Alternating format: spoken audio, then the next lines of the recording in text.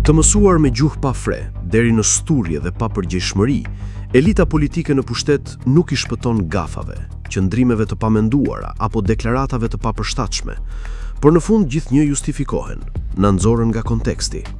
Më i fundit i dal nga konteksti është ministri për Europën dhe Punët e Jashtme Ferit Hoxha.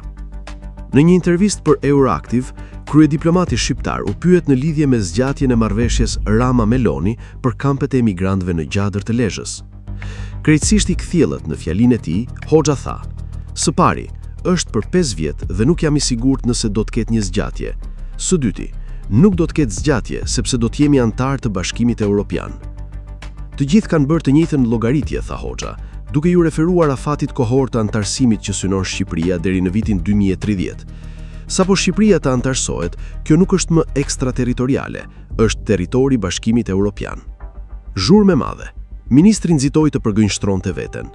Shprehje të shkëputura nga konteksti shndrohen shumë shpesh në narrativa që nuk pasqyrojnë as thelbin e diskutimit dhe as qëndrimin e real të qeverive, shkruan Hoxha. Të gjithë gazetarëve nga Italia dhe më gjerë që po kontaktojnë lidhur me një citim të pasakt të raportuar nga një media pas një interviste me ministrin e jashtëm të Shqipërisë, më lejoni ta ritheksoj qartë dhe shpresoj përfundimisht se protokolli ynë do të vazhdojë të jetë në fuqi për aq kohë sa Italia e dëshiron atë, shkruajti Rama në platformën X. Për te i rastit fundit, nuk është i vetmi. Pak javë më parë, në një delir pa kuptim dhe fjali po krye fund, tha se grekët nuk janë pasardhës të Platonit, një qëndrim që solli reagim në Greqi, madje edhe nga kryeministri Mitsotakis. Ai tha gjithashtu se u nxor nga konteksti kur tha se McGonigal ishte miku i tij.